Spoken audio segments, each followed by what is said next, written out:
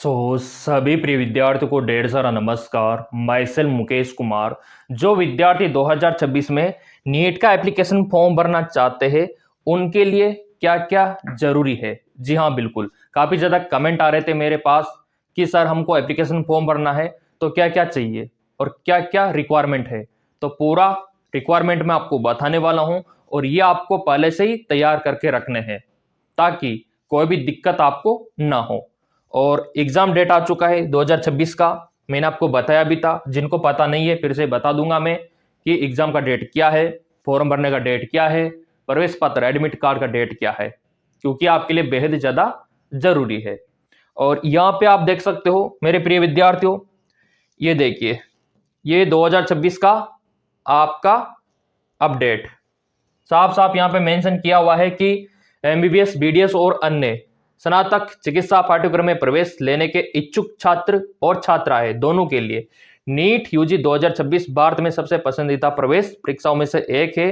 राष्ट्रीय परीक्षण एजेंसी आपका एनटीए द्वारा आयोजित नीट 2026 3 मई को होगा। 3 मई आपका फिक्स हो चुका है एग्जाम परीक्षा। तो ये दिन अगर आपको बेहतर बनाना है, अच्छा बनाना है, क्योंकि यही दिन आपका डिसाइड करेगा कि आप डॉक्टर बनोगे कि नहीं बनोगे। ये 3 मई डिसाइड करेगा आपका। अगर 3 मई को अच्छा परफॉर्मेंस करना है तो प्रैक्टिस पहले करनी होगी। होता है ना कि किसी कलाकार को स्टेज पे अच्छा खासा परफॉर्मेंस करना है तो बैकग्राउंड में काफी मेहनत करनी होती है। तो आपका स्टेज ये है, अच्छा परफॉर्मेंस करने के लिए अभी से आपको मजबूत होना होगा। अब देखो यहाँ पे क्या क्या रिक्वायरमेंट है। फॉर्म इससे 4 महीने पहले आ जाएगा, इस डेट से 4 महीने पहले, यानी कि आपका जनवरी लास्ट या फिर फरवरी के फर्स्ट वीक में 100% फॉर्म आ जाएगा। अब फॉर्म आ जाएगा लेकिन उससे पहले आपके पास में कुछ होना चाहिए ना, रिक्वायरमेंट फुलफिल करने के लिए दस्तावेज वगैरह। तो क्या रिक्वायरमेंट है 2026 के लिए, जरा सा मैं आपको दिखा देता हूं। यहां पे चाहो तो आप लिख भी सकते हो। सबसे ज्यादा जरूरी, जिनके बगैर आप फॉर्म भर ही नहीं सकते, कंपलसरी है, किसी भी कंडीशन में एनटीए कॉम्प्रोमाइज नहीं करेगा, वो है आपका 10वीं का मार्कशीट। ये तो होना ही चाहिए, 10वीं का मार्कशीट होना ही चाहिए। इसके बगैर आप कुछ नहीं कर सकते, ठीक है। अब इसके अलावा और क्या होना चाहिए 10वीं की मार्कशीट के अलावा? अगला होना चाहिए आपके पास गवर्नमेंट आईडी। क्या होना चाहिए? Government ID. अब गवर्नमेंट आईडी में देखो कुछ भी हो सकता है। आपका आधार कार्ड हो सकता है, पैन कार्ड हो सकता है, आपका ड्राइविंग लाइसेंस हो सकता है, वो यूज कर सकते हो। लेकिन आपके लिए बेटर वही रहेगा आधार कार्ड, और वो भी मोबाइल नंबर से लिंक होना चाहिए, तभी चलेगा वो। और हाँ, आपका आधार का जो डिटेल है वो 10वीं के मार्कशीट से मैच होना चाहिए आपस में। ऐसा नहीं कि 10वीं के मार्कशीट में कुछ और लिखा है, नाम आपका, पिताजी का नाम आपका, आपका डेट ऑफ बर्थ, और 10वीं की मार्कशीट में कुछ और लिखा है। मेरे पास कमेंट आते प्रिय विद्यार्थियों के, सर थोड़ा बहुत मिस्टेक है, सुधरवा लो। खासकर अगर डेट ऑफ बर्थ में मिस्टेक है ना, एक दिन का भी आपको सही करवाना होगा। दोनों मैचिंग मैचिंग होना चाहिए, नहीं तो क्या है, डिपार्टमेंट वालों को शक होता है, क्या पता ये आईडी दूसरे की हो, क्या पता 10वीं का मार्कशीट किसी और का हो, इसलिए फॉर्म भरने से वंचित कर देते काफी बार। तो सही करवा लेना। तो गवर्नमेंट आईडी चाहिए, इसीलिए मांगता है डिपार्टमेंट। इसके अलावा और क्या चाहिए? इसके अलावा आपको चाहिए कास्ट का सर्टिफिकेट। कास्ट का सर्टिफिकेट, ठीक है। अब यहां पे आप बोलेंगे सर कास्ट का जाति प्रमाण पत्र कौन सा, तो मैं यही कहूंगा सेंट्रल लेवल का बनवा लो तो अच्छा है। दो बनता है आपका कास्ट, एक तो स्टेट का बनता है, एक सेंट्रल का बनता है। तो आप अपने स्टेट में ही अगर प्रवेश लेना चाहते हो, स्टेट के बाहर नहीं जाना चाहते हो, तो आपका स्टेट का भी चल जाएगा। लेकिन आपको ओवरऑल इंडिया में जाना है किसी भी मेडिकल कॉलेज में, तो सेंट्रल लेवल का बनवाना होगा कास्ट का सर्टिफिकेट, और उसी टाइम पे अप्लाई करना होगा, ताकि आपका जो फॉर्म फिलअप होगा उसमें आपका शो हो कि आप इस कैटेगरी में आते हो, ठीक है। ये आपका कास्ट का सर्टिफिकेट हो गया। अब और क्या चाहिए? और चाहिए आपको फीस। जी हाँ, बिल्कुल, फीस के बगैर आप फॉर्म नहीं भर सकते। फीस आपके लिए बेहद ज्यादा जरूरी है। अब कितना पैसा चाहिए फॉर्म भरने के लिए? अगर आप जनरल ओबीसी में आते हो, 2000 के करीब आपके पास पैसा होना चाहिए जीएसटी करके, ठीक है।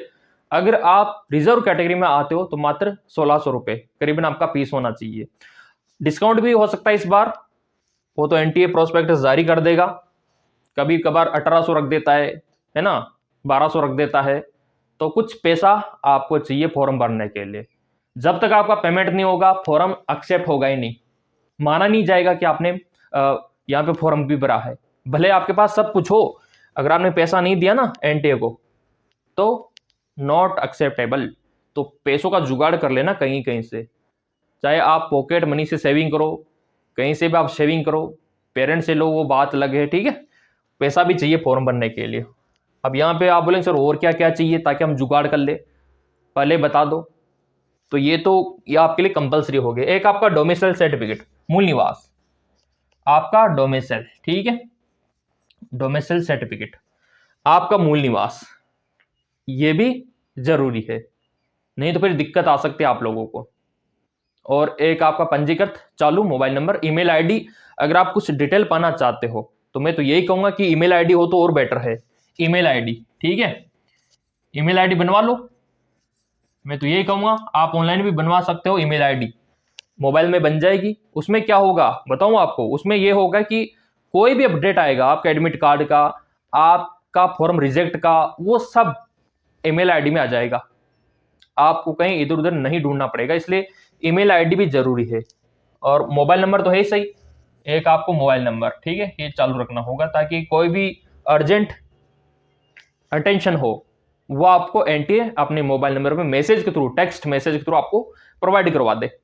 तो ये भी जरूरी है आपके लिए। और हाँ, सबसे ज्यादा जरूरी, जिसके बगैर आप फॉर्म भर ही नहीं सकते, वो है आपका एज। एज भी होना चाहिए आपका, कितना, 17 होना चाहिए, तभी तो भरोगे ना। एक तो मान लो आपके पास ये सब कुछ है, ये सब कुछ है आपके पास, और आप तो खुश हो जाओ कि हाँ हम तो फॉर्म भर देंगे, लेकिन आपके पास एज ही नहीं है, 17 साल के आप हो ही नहीं, तो कैसे भरोगे, नहीं ना भरोगे। अब आप बोलोगे सर ये हम कैसे पता करें कि हमारा 17 साल हुआ है नहीं हुआ है। एज कैलकुलेटर, उससे आप निकाल लो, उससे आप इजिली आप निकाल सकते हो कि आपका कितना एज हुआ है, आपको पता भी लग जाएगा। अभी मैं आपको दिखाता हूं, यहां पे एज 17 साल होना चाहिए। और इसके अलावा आपका 12th में बायोलॉजी होना चाहिए, फिजिक्स होना चाहिए, केमिस्ट्री होना चाहिए, तभी आप फॉर्म भर पाओगे, है ना। अब यहां पे देखो ये एज कैलकुलेटर, इसका लिंक मैंने डाल रखा है टेलीग्राम पे। ऊपर आपका डेट ऑफ बर्थ ये आपको डाल देना है। जैसे मान लो आपका 2007 हो गया, 8 हो गया, कुछ भी आप डाल सकते हो, जो भी है आपका, 2007 डाल दिया मैंने। नीचे आपको डालना है 31 दिसंबर 2026, ये सभी को सेम डालना है, ठीक है। कैलकुलेट पे आपको डाल देना है, ऊपर तो आपका डेट ऑफ बर्थ, नीचे सभी को लिखना है 31 दिसंबर 2026। आपका रिजल्ट आ जाएगा अभी, ये आ गया, 19 साल के हो गए आप, ये आ गया, तो मतलब फॉर्म भर सकते हो। मतलब आंसर 17 से ऊपर ही आना चाहिए। 16 साल 11 महीना आ गया तो भी नहीं भर पाओगे, 16 साल 11 महीना 25 दिन आ गया तो भी नहीं भर पाओगे। 17 पूरा आना चाहिए यहाँ पे 17 ईयर, पीछे कोई भी हो कोई दिक्कत नहीं, यहाँ पे 17 से ऊपर आंसर आना चाहिए तो आप फॉर्म भर पाओगे। और जैसा कि मैंने आपको बताया कि 12th में पीसीबी होना कंपलसरी है, तो आप फॉर्म भर पाओगे। और बाकी क्राइटेरिया ये आ चुका है, यहाँ पे आप देख सकते हो मेरे प्रिय विद्यार्थियों, ये होना चाहिए बस जो मैंने आपको दिखाया, इतना सा है आपका, तो आराम से आप फॉर्म भर पाओगे 2026 में। कब भरना है, तो आवेदन फॉर्म फरवरी 2026 में आ जाएंगे और ये मार्च 2026 तक भरे जाएंगे। और आपका यहाँ पे देखो जो करेक्शन का मौका है वो लास्ट मार्च को दे दिया जाएगा। और परीक्षा शहर का विवरण आपको अप्रैल में मिलेगा कि कौन से शहर में एग्जाम देने जाना है। और इसके अलावा यहाँ पे एग्जाम आपका 3 मई को होगा, परिणाम जून में आ जाएगा, कोई दिक्कत वाली बात नहीं है।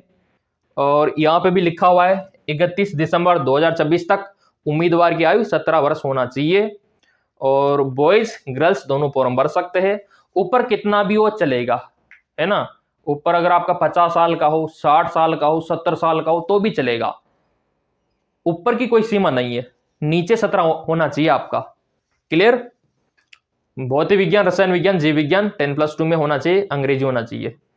परसेंटेज कितना होना चाहिए? सामान्य श्रेणी का 50 होना चाहिए, ओबीसी एससी एसटी का 40 होना चाहिए, दिव्यांग का 45% 12th में होना चाहिए। ये आपके लिए रखा गया है और मैं तो यही कहूँगा कि जोरों शोरों से तैयारी करो। कुछ विद्यार्थी बोल रहे थे सर हमको आपके नोट्स चाहिए हैंड रिटन, तो टेलीग्राम को ज्वाइन करो। टेलीग्राम जो है वहाँ पे मैं डाल दूंगा, क्योंकि टेलीग्राम एक ऐसा जरिया है जिसके थ्रू मैं अपने नोट्स को आप तक पहुंचा सकता हूं। जी हाँ, बिल्कुल आपने सही सुना। जो एमकेएस ब्रो हमारा टेलीग्राम है, एमकेएस ब्रो अगर आप सर्च करोगे तो आपको मिल जाएगा।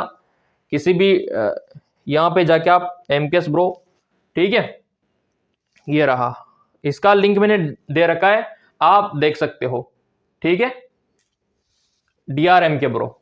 तो इसका लिंक आपको मिल जाएगा टेलीग्राम, जो कि आपको देगा नोट्स और पीपीटी। तो आप फ्री में अगर पाना चाहते हो तो टेलीग्राम को ज्वाइन कर लेना। बाकी जो जरूरत है फॉर्म भरने के लिए मैंने आपको यहाँ पे आज दिखा दिया। फिर भी मन में कोई डाउट हो ना तो आपका चैनल है, कमेंट कर देना, मैं 100% आपका रिप्लाई दे दूंगा और नोट्स टेलीग्राम पे भेज दूंगा। और भी कुछ सहायता चाहिए, मदद चाहिए तो मेरे को याद कर लेना, मैं आपके साथ हूं। धन्यवाद।